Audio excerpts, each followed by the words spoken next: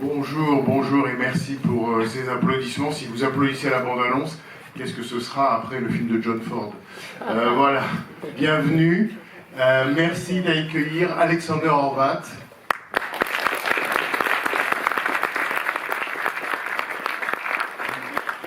Valentine Lys va traduire ses propos. Alexander est là parce que cette projection est liée à sa présence. Alexander Horvath a eu plusieurs vies avant celle-ci. Il a été directeur de la Cinémathèque de Vienne, il a été critique de cinéma, il a été auteur d'ouvrages. Aujourd'hui, j'allais dire qu'il continue le même geste et le même regard, mais autrement, sous d'autres formes, puisqu'il est devenu cinéaste et qu'il a écrit et réalisé un film qui s'appelle Henry Fonda for President. Henry Fonda comme président, on en rêve, lui aussi. Et ce film, vous le verrez pendant le festival, vous pouvez le voir ce samedi à 17h, ça sera une sorte d'avant-première. Je ne peux que vous conseiller de découvrir ce documentaire absolument formidable. Justement, si on devait en un mot décrire ce film, c'est comme un road movie politique dont la carte routière serait les principaux titres de la filmographie d'Henry Fonda, filmographie évidemment faite de dates et de lieux, si bien que son film est un voyage en quelque sorte dans le temps et dans l'espace américain. Et donc comme il a fait ce film sur et comme avec Henry Fonda, on lui a demandé de programmer dans le festival, j'allais dire, 2 films d'Henry Fonda de son choix. Celui-ci, donc, Young Mr. Lincoln, qui signe la rencontre entre Ford et Fonda, donc Vers sa destinée en français, et puis dans une salle partenaire, la Filmothèque, je crois que c'est vendredi, passera Fail Safe, Point Limite, un film avec Henry Fonda, bien sûr, de Sidney Lumet. Et puis donc samedi, en point d'orgue, le documentaire d'Alexander, Henry Fonda for President. Voilà, vous savez tout. Je vais lui donner la parole pour qu'il présente en quelques mots Young Mr. Lincoln, mais surtout, à la suite de la projection, nous aurons une petite discussion sur le film et sur Henry Fonda avec Alexander. Ce sera une discussion courte, parce que comme on est en festival, tout est comprimé et compressé. Donc pendant une vingtaine de minutes, on aura l'occasion avec vous de revenir sur le film que vous allez voir ou revoir. Qui voit pour la première fois Young Mr. Lincoln vers sa destinée? Oui. D'accord. Un bon quart. On va dire un bon quart. Voilà. Alexander, si tu veux bien dire quelques mots sur Young Mr. Lincoln. Well, first, you have a mic? Okay. First of all, I want to thank the Cinémathèque Française for inviting me and my film and making this little Fonda tribute. I don't want to say anything specific except maybe, because we will talk about this afterwards anyway, maybe to know, it might be interesting to know that this was the first time that Fonda and John Ford worked together, and Ford would become, as most of you or many of you will know, Ford would become the essential or one of the most important filmmaker in Henry Fonda's career. So it is this film which Henry Fonda did not really want to do. You know, he thought, I am not Lincoln. Why do they think I should play Abraham Lincoln? I'm not a Lincoln type. So he said no to 20th Century Fox. And Ford asked him to come and said, and in the roughest and most vulgar fashion told him, what the fuck do you think you're playing? You're not playing the great emancipator. You're playing a young jackass lawyer from Illinois, meaning he's supposed to play the very young Lincoln who is not yet a politician. And Fonda says, this is also, you hear Fonda say this in my film, and that's how he intimidated me, and that's how he persuaded me. So with this very aggressive first meeting, Ford made Fonda a Ford actor, and they remained very close for a long time. And you will see that in this film, fun. Sorry. Oui, merci pour cette invitation. J'ai pas grand-chose à dire pour ce film, si ce n'est donc, comme on l'a dit, que c'est le premier film où Henry Ford et Jane Fonda ont collaboré ensemble. Pardon, John Ford et Henry Fonda, ça commence bien. Évidemment, John Ford est devenu par la suite, leur relation est devenue ce qu'on sait par la suite. Et Ford est devenu, à travers ce film, un des réalisateurs les plus importants de la carrière de Henry Fonda. Au départ, il faut savoir qu'Henry Fonda ne voulait pas faire ce film, il se voyait pas dans la peau de Lincoln, il n'avait pas envie de jouer ce personnage, et il avait dit non au départ à la 20th Century Fox qu'il avait abordé pour travailler sur le film, et c'est Ford qui l'a fait venir et qui a eu ces paroles un peu vulgaires, qui a dit « Arrête de faire chier, qu'est-ce que c'est que cette histoire, pourquoi tu dis que tu peux pas jouer ce film? Ce que je te demande, c'est pas de jouer le grand émancipateur de l'Amérique, c'est de jouer ce petit avocat fraîchement débarqué de l'Illinois, qui est un petit jeune un peu paumé comme ça. » Et donc Fonda a raconté plus tard que Ford l'avait un petit peu intimidé, un petit peu brutalisé, et que c'était comme ça qu'il l'avait persuadé de faire le film. Et c'est comme ça que donc finalement Fonda est devenu un des grands acteurs de John Ford, et que les deux hommes sont devenus très proches par la suite. And the last thing I wanted to say is you may see that even though Fonda had already played in maybe 10 or 12 films before, maybe 10, since this was the first film with Ford, there is a little jump in the way he moves. A very famous walk, Fonda's walk. He has very long legs, you know, the way he had to find space for his long legs in various scenes. And I think that meeting Ford and working with Ford on that young Lincoln role really produced what we know would be the later, some very typical gestures and moves, and the way Fonda used his body, I think, really came together with this film and remained like that for the rest of his career. So Fonda helped him in a way in some ways find his actual persona, screen persona. Il faut savoir que quand il a fait ce film, Henry Fonda avait déjà fait avait joué dans une dizaine de films avant celui-ci. C'était son premier film avec John Ford, et Henry Fonda, dans ce film, vous verrez qu'il a une manière très particulière de bouger. Il a des très grandes jambes, il a une démarche un petit peu sautillante, comme ça, une manière particulière de se déplacer, et comme s'il avait besoin de trouver de l'espace pour faire tenir ses grandes jambes. Et finalement, on a l'impression que c'est la rencontre avec Ford qui a fait qu'il a développé cette conscience de sa manière de bouger, de sa mobilité, et qu'il a développé la gestuelle très particulière qui est la sienne et qui est devenue reconnaissable. Donc on peut dire d'une manière que John Ford a aidé Henry Fonda à trouver son personnage d'acteur, à se trouver en tant qu'acteur. Merci beaucoup à tous les deux. Merci Alexander. On se retrouve après la projection pour l'entendre à nouveau, et bonne projection.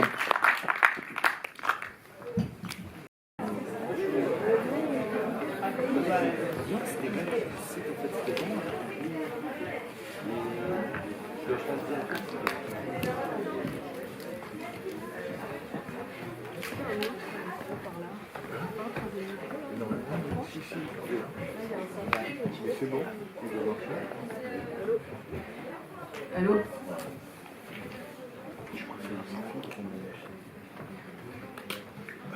Ok. Alors attendez, il faudrait que vous sortiez. Si vous ne restez pas, il faut sortir de sorte que nous, on puisse commencer, ou en tout cas continuer. Merci.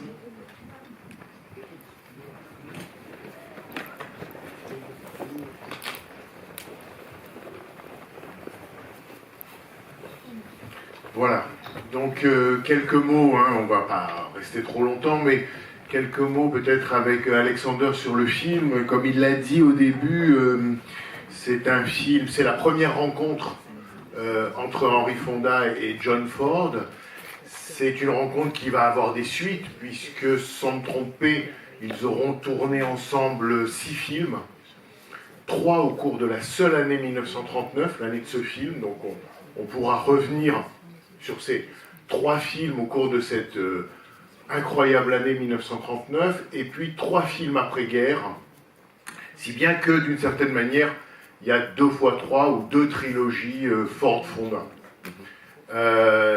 Donc on reviendra sur tout ça, mais peut-être avant de revenir, disons, sur les conditions de production ou de tournage, Tu disais, Alexander, au début que c'est vrai que d'une certaine manière, Henry Fonda fonde sa persona à travers ce film, l'usage de ses jambes, la démarche, le regard, beaucoup de choses qui vont créer le personnage d'Henry Fonda. Mais il y a une chose aussi qui frappe beaucoup dans ce film-là, puisqu'il joue un avocat, et que donc il a vocation à être éloquent, c'est la voix d'Henry Fonda. Et cette voix, alors, lorsque vous verrez Henry Fonda for President, vous verrez, vous entendrez beaucoup Henry Fonda et la voix et l'importance de sa voix. Mais qu'est-ce qu'on peut dire de cette voix, sinon qu'elle est, même pour celles et ceux qui n'ont pas l'habitude de cet acteur ou qui le découvrent, il y a quelque chose de, j'allais dire, d'accueillant, de chaleureux dans cette voix un peu traînante. Et puis bien sûr, c'est une voix qui porte ce que les sous-titres français ici rendent mal, c'est-à-dire l'humour à la fois du personnage, l'humour voulu par Ford et l'humour de l'acteur.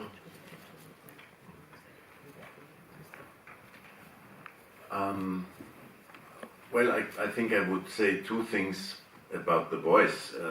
One is that the voice feels very special and significant for two reasons. One is that Fonda never disavowed his Midwestern background. So it's very typically, and he was, I don't know if he was proud of that, but he always stood by this voice. He liked to speak about certain limits that he had in terms of roles. He said, I could never play Shakespeare.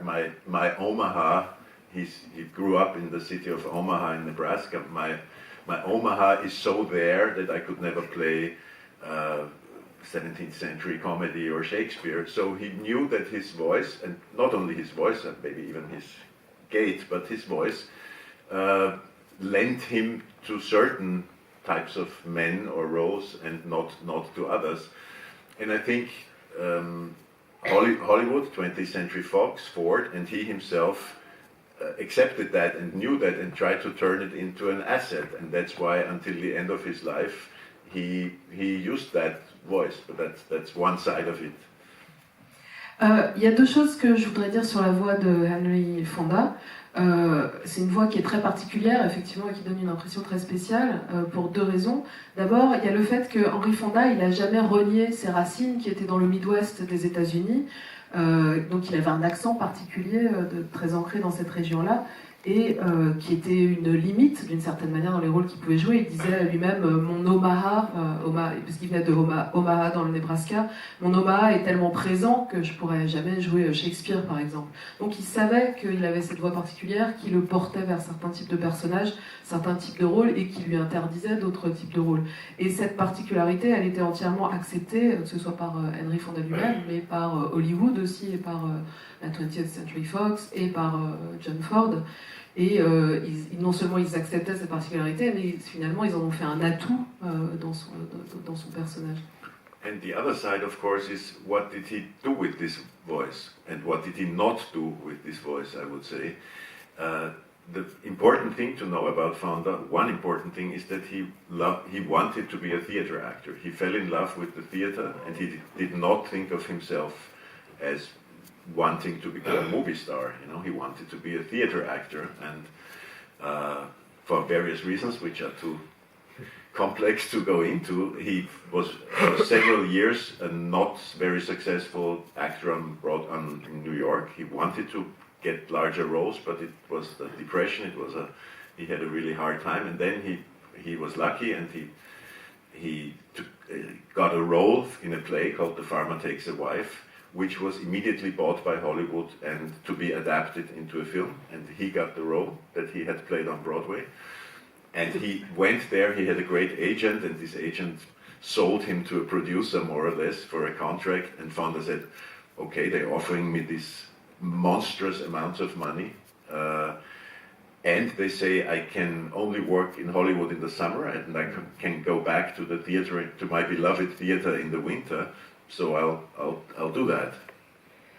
Et une autre chose aussi sur la voix de Henry Fonda, c'est qu'est-ce qu'il arrivait à faire avec cette voix et qu'est-ce qu'il n'arrivait pas à faire avec cette voix. Il faut savoir qu'au départ, Fonda, il voulait faire du théâtre. Il était amoureux de théâtre et il ne se voyait pas comme une star de cinéma. Il voulait vraiment devenir acteur de théâtre.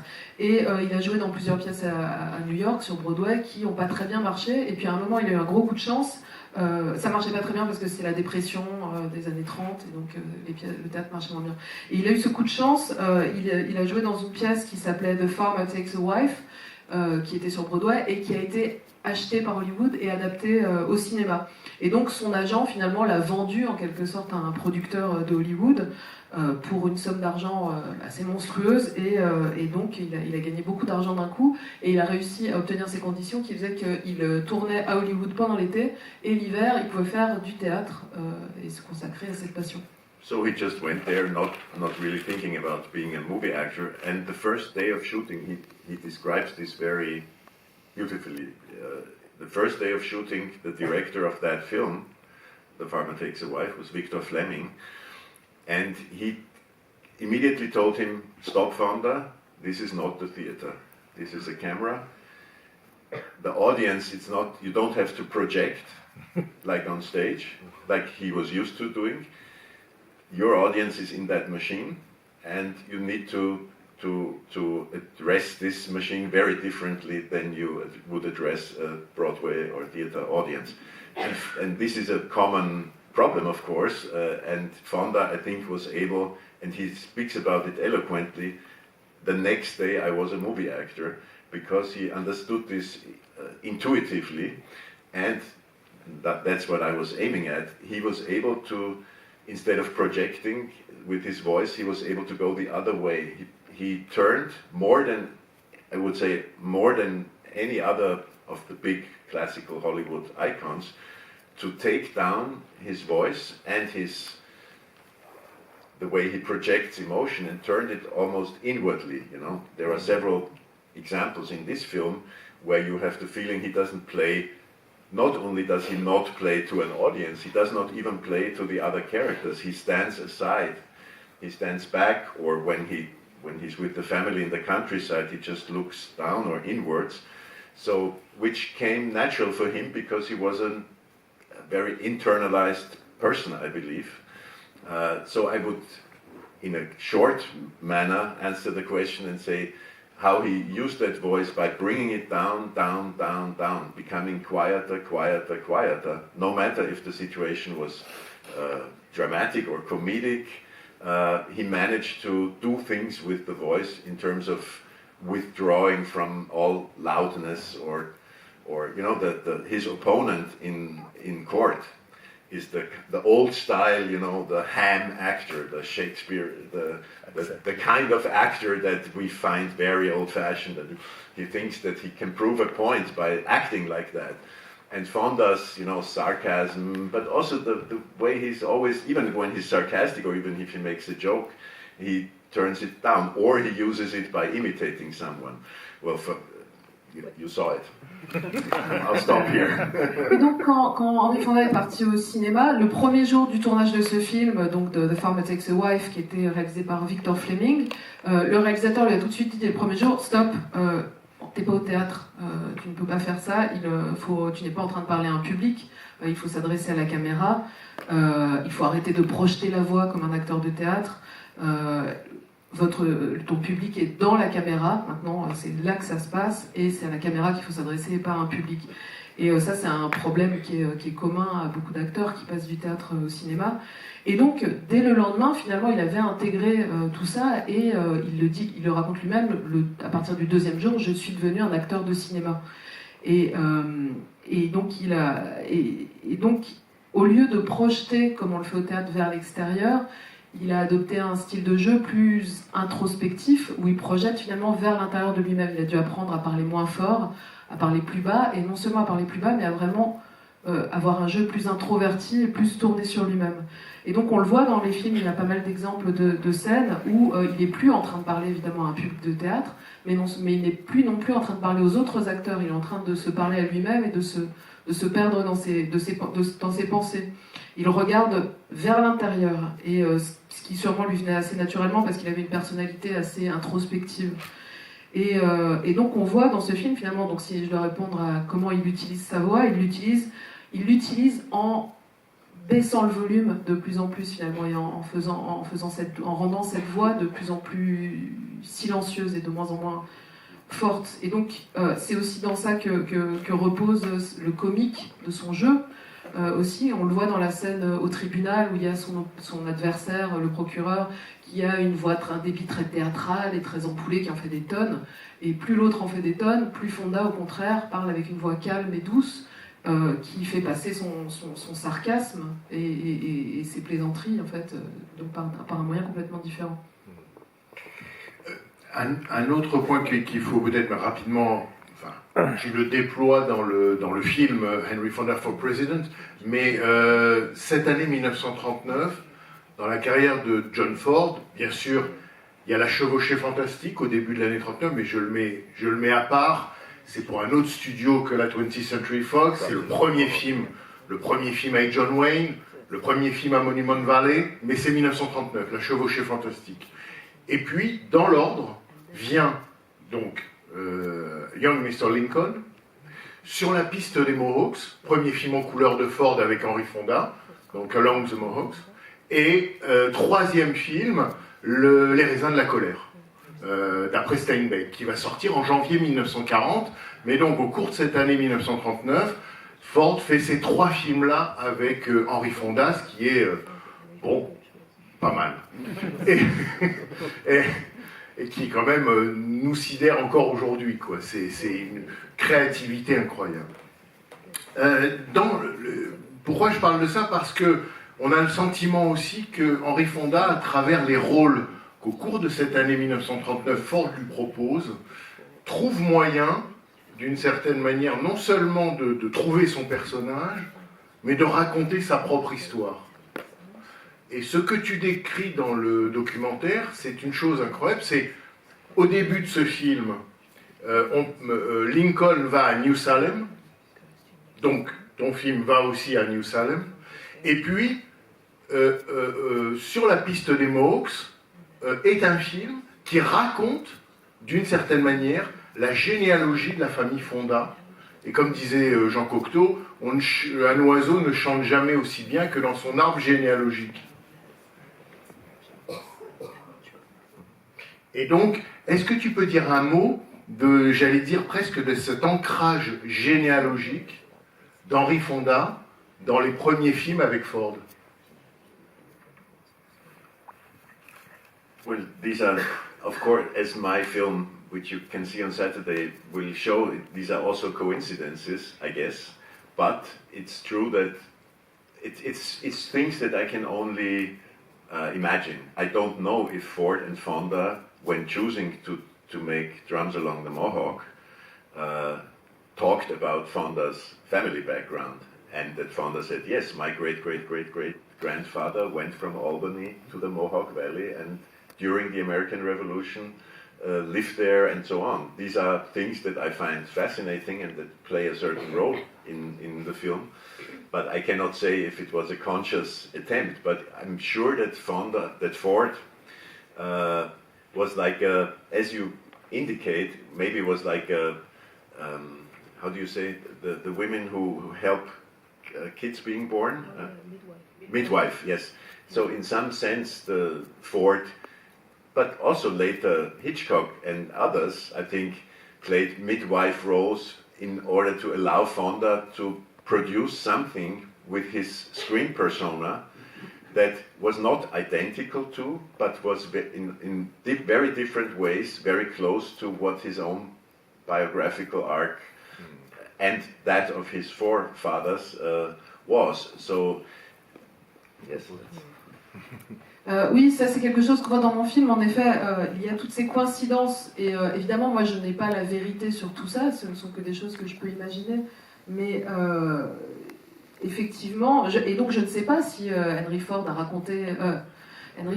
raconté à John Ford l'histoire de sa famille. Mais effectivement, il se trouve que l'histoire que raconte le film sur la piste des Mohawks, c'est l'histoire de l'arrière-arrière-arrière-grand-père de Henry Fonda, qui est parti d'Albanie et qui est parti vivre dans la vallée du Mohawk et qui a vécu là-bas. Donc il y a quelque chose de fascinant dans ces coïncidences.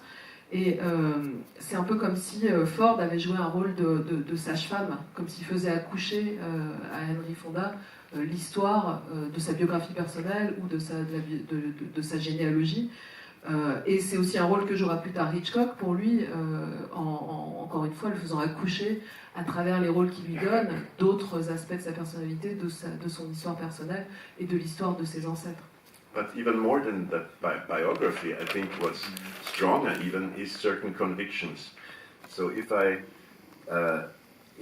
we think of Les raisins de la colère, this is a film that Fonda absolutely wanted to play. You know, when John Steinbeck's book, the novel Grapes of Wrath, came out, and 20th Century Fox bought the rights, it was Fonda's deep ambition to play this part because he loved the book. He identified with the politics of the book, and he let himself be blackmailed by Daryl F. Zanuck, the head of 20th Century Fox, who said, you can play Tom Joad only if you sign a 7-year contract. And Fonda never wanted to sign long contracts. He wanted to stay independent as much as possible. And he said, Zanuck knew that with this role he had me, you know, he caught me. So he did sign this contract, and he hated many things that he had to play later on. But just because he wanted to play that very ambivalent, very wonderful, very great character, Tom Joad, and the thoughts and the ideas in that book were so important to him that he made that deal with the devil, you could say. Et un autre aspect, c'est la manière dont ces films incarnent les convictions aussi de Henry Fonda et comment elles se révèlent à travers ces films. L'exemple le plus connu, c'est le cas des Raisins de la colère, qui est un film dans lequel Henry Fonda voulait absolument jouer. Quand le livre de Steinbeck est sorti, que la Fox a acheté les droits du livre pour l'adapter au cinéma, aussitôt que Fonda l'a su, il a tout de suite insisté à tout prix pour jouer dans ce film. Il voulait être dans ce film, il s'identifiait beaucoup aux positions politiques contenues dans cette histoire. Il voulait absolument jouer ce personnage de Tom Joad, qui était pour lui très important, et si bien que on lui a presque, la Fox lui a fait presque un chantage en lui disant ok, vous pouvez jouer ce rôle, par contre vous devez signer un contrat de 7 ans pour jouer, pour rester avec notre studio. Ce qui fait qu'il s'est engagé pour 7 ans. Il a joué dans des films après qui n'ont pas plu tant que ça, mais il a fait un pacte avec le diable en quelque sorte pour vraiment pouvoir jouer ce personnage de Tom Joad, qui est ce personnage formidable, très ambivalent, très intéressant, et pour incarner ces idéaux politiques auxquels il tenait très fort. If I may, I would add one more thing. It's if you just saw the end of Young Mr. Lincoln, if you will maybe see The Grapes of Wrath soon or have seen it, it's fascinating that the end is almost identical. You see Henry Fonda in two very different roles walk up a hill, you know, becoming smaller and smaller. This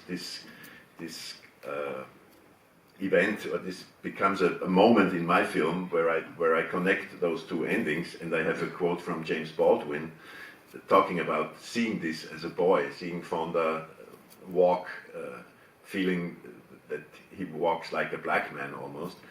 And it's the reasons why he walks are very different. Here he walks vers sa destinée, you know, he walks towards becoming the Lincoln. In Grapes of Wrath, he's an outlaw, he has killed a man, and he walks up the hill to escape and to find shelter somewhere.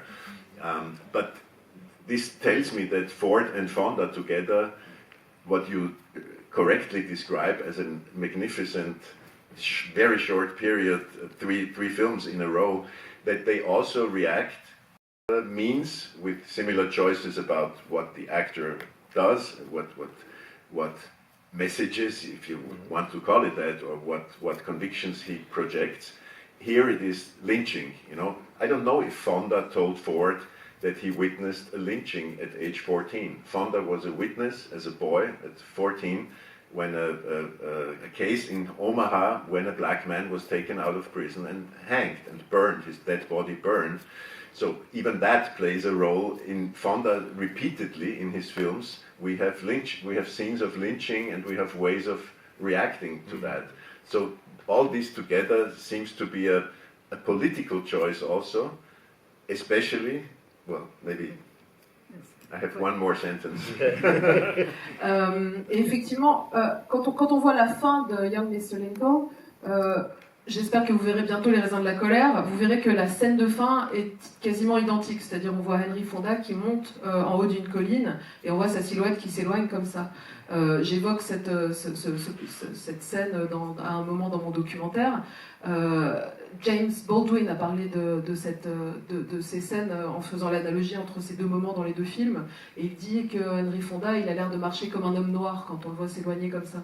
Et, sauf que évidemment dans ces deux scènes, l'ascension de la colline a une valeur complètement différente. Dans le premier cas, dans Mr. Lincoln, il marche comme ça, il part vers son destin de grand homme, alors que dans le deuxième film, dans Les raisins de la colère, il est devenu un hors-la-loi, il s'en va pour s'échapper et pour trouver un refuge.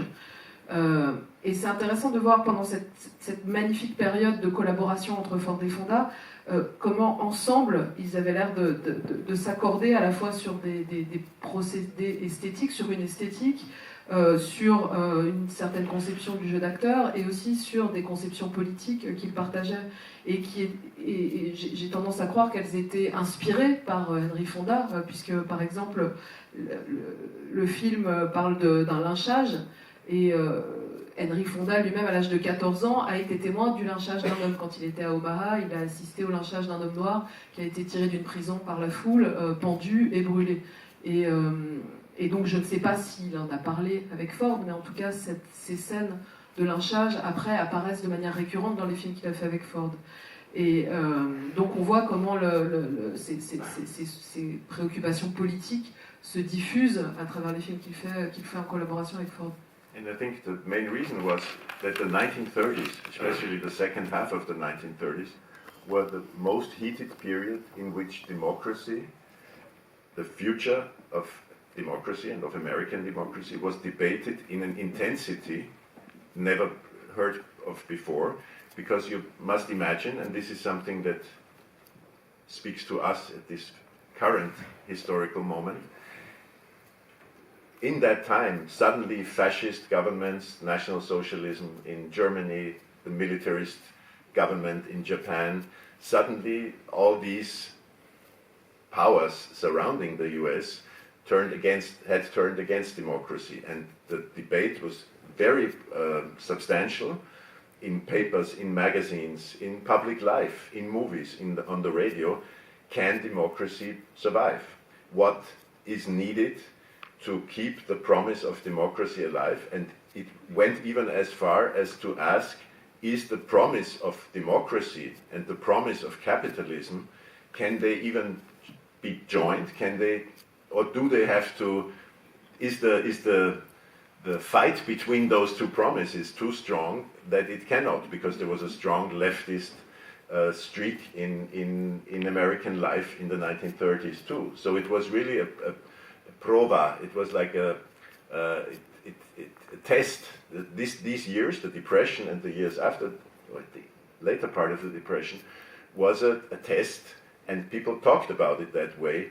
Can democracy and can American democracy go on, considering what happens all around us? And I believe that Ford and Fonda took, even though they were, I mean, Ford was a liberal before the war and a conservative after the war, so they had similar views, but I believe no matter what their views, they applied themselves to the project of supporting a democratic myth. Whereas, as Jeffrey O'Brien writes very beautifully, in other countries in those years, political mysticism took over the screens. He mentions Triumph of the Will by Leni Riefenstahl or Alexander Nevsky by Eisenstein. Political mysticism became a big thing, and Ford and Fonda, I would say, chose to attempt the creation of a democratic myth in this crisis situation. And all these three films and other films of those late 30s, just before the war, are tools or are support systems to keep such a democratic myth alive or to even to reinforce it in the views, in the eyes of the American public. Il faut savoir aussi que donc, dans les années 1930, dans la seconde moitié des années 1930, c'était une période très animée où il y avait des débats très brûlants sur l'avenir de la démocratie. Et c'était débattu dans le cinéma, dans les médias, dans la presse, dans la littérature, avec une grande intensité. Ce qu'on pourrait peut-être mettre en parallèle avec ce qui est en train de se passer aujourd'hui aux États-Unis. C'était une période pendant laquelle il y avait les fascistes, les nazis qui accédaient au pouvoir en Allemagne, il y avait un régime militariste au Japon qui se mettait en place, et il y avait cette impression qu'il y avait toutes ces puissances qui étaient en train de se tourner contre la démocratie. Et donc, tous ces débats portaient sur la question de savoir si la démocratie pouvait survivre. Qu'est-ce qu'il fallait faire pour préserver la démocratie? Est-ce que la démocratie était compatible avec le capitalisme? C'était une question qui était brûlante dans les années qui ont suivi la Grande Dépression. Il y avait un courant de gauche qui était très fort aux États-Unis vers la fin des années 30. Et donc, vraiment, c'est le projet de John Ford et de Henry Fonda à cette époque-là, c'était d'apporter un soutien à la démocratie et de réaffirmer leur confiance dans la démocratie. John Ford était avant la Deuxième Guerre mondiale, il était plutôt libéral, et après la guerre, il est devenu conservateur, mais dans les années 30, il était encore fermement ancré à gauche. Comme l'a dit Jeffrey O'Brien, dans d'autres pays, on a traité ces problèmes-là de manière différente. Par exemple, le cinéma allemand partait plutôt sur du mysticisme politique, on pourrait dire. Ouais. Leni Riefenstahl, donc crime de la volonté. Voilà, c'est But ça. also Eisenstein, aussi Eisenstein. Eisenstein, etc. Tandis que du côté de John Ford et Henry Fonda, on était vraiment sur le mythe démocratique et vraiment sur essayer de sauver ce mythe et de le maintenir en vie. Et c'est ce qu'ils font dans ces 3 films de 1939, et c'est ce qu'on retrouve aussi dans d'autres films américains de la fin des années 30. Absolument. Et je pense que vraiment un des fils rouges essentiels du film d'Alexander, donc Henry Fonda for President, c'est vraiment cette idée-là que Fonda aurait presque, comment on dit, incarné, il aurait pris avec lui, représenté, et le film est comme une sorte de république alternative, une sorte de rêve politique qui aurait pu, voilà, c'est comme une uchronie ou une utopie. Il y a quelque chose de cet ordre-là, et si Henry Fonda avait fait de la politique. Bon, je vous laisse découvrir ça et vous le verrez samedi à 17h. Mais une dernière question peut-être, Alexander, puisqu'on ne va pas parler aujourd'hui de ton film et que tu le présenteras samedi. Tu as évoqué à propos de ce film, Young Mr. Lincoln, plusieurs scènes, la scène du lynch, la fin. Mais quand tu vois le film, est-ce que, en dehors de ces scènes, il y a un moment, il y a une scène, un dialogue, une situation moi, je pense que pour qui découvre le film, l'apparition de Anne Rutledge dans une scène et la découverte dans le raccord qu'elle est morte, ça, je pense que c'est proprement inoubliable. Quiconque n'a jamais vu le film ne peut pas s'attendre à ce moment-là. Et quand on l'a vu, on revient pour le voir. Mais disons, maintenant que j'ai pris celui-là, ce moment-là, est-ce qu'il y a un autre moment dans le film, quelque chose que tu voudrais juste commenter comme ça pour finir? Well, I agree that what you just described is one of the amazing moments when time passes. 7 years or 6 years pass in this moment. I have too many scenes like that. One is the one before, because maybe it is due to the fact that we visited the Sangamon River. We went to New Zealand and we filmed along the Sangamon River. And this scene where first he's lying like this on the tree and studying the book of law, and then he hears Abe, then it's Anne Rutledge, and she comes to him and he takes her basket and they start walking. Yeah. So for me, the most tear-inducing and moving and most lyrical pastoral moment in all cinema, I think, is that 1 minute where they walk and the camera recedes and we see the river behind them. And it's also the dialogue in that scene. It's very much, she tells him that he's ambitious too. He's not only this withdrawn. So this is maybe also goes to Fonda. He was secretly ambitious too, I guess, even though he would never say it. But that moment, that move, you know, it's the question of camera movement, and his trying to, you know, he says your father is very generous, you know, I'm not so smart as your father believes, and all this, what happens in that minute is just, and being there, you know, filming with my partner Regina, who is here, and Michael Palm, we made the film together, just looking at the Sangamon River now and having that always in my mind. It was just extremely, extremely moving. I would add that another line that I would maybe, when he stands there and tells the crowd not to enter the prison, and when he says we do things together that we would be mighty ashamed to do by ourselves. And that's always the moment now that I have to think of the storming of the Capitol in January 6, 2021. There was no such person. Of course it's a utopia, of course it's pathos, you know, it's part of this democratic myth, but a man to tell a crowd, a mob, any kind of mob, that we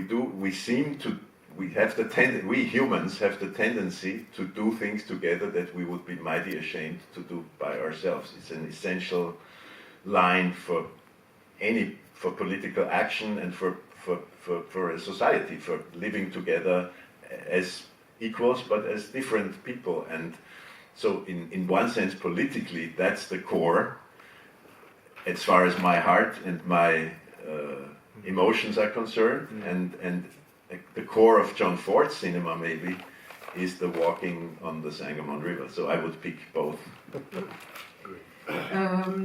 Oui, le moment que vous citez, il est incroyable.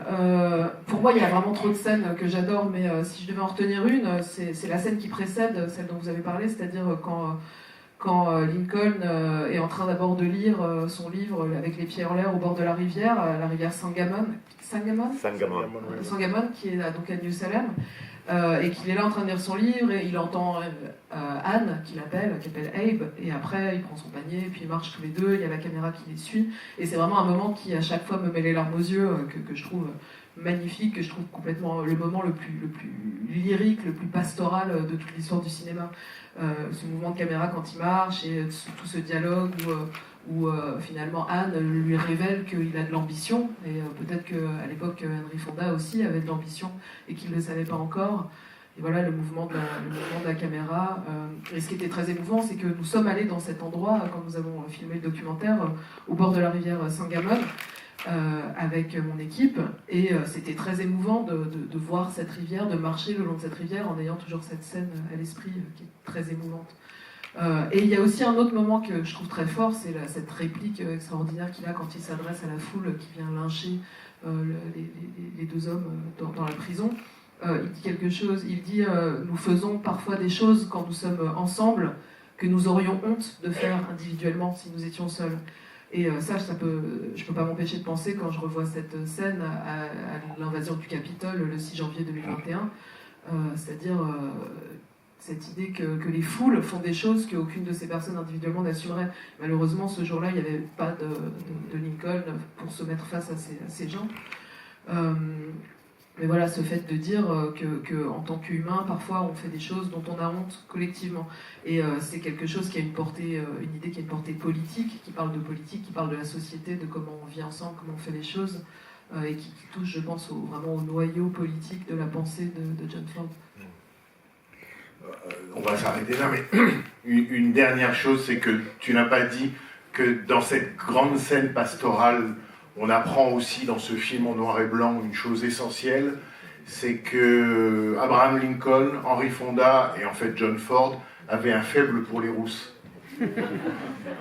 Yes. It's wonderful to see this. I love red hair. And then they're quiet for 20 seconds, you know. Voilà. Yeah. Et là, dans un film en noir et blanc, ça dit aussi la confiance qu'on peut avoir. Abstraction, the greatness of abstraction. C'est la beauté de l'abstraction, effectivement. Ce voilà. moment où il dit, et la foi en le spectateur. Les femmes aux cheveux bleus. Ça, c'est magnifique.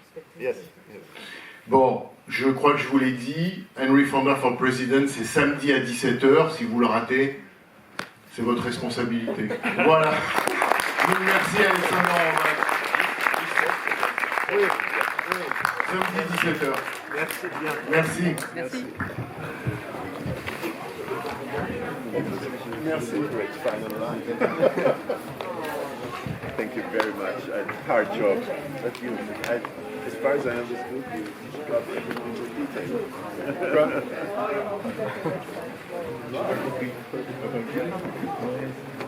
D'accord. Bravo. Non, parce qu'il se tough climb. Yeah, I never think I should stop.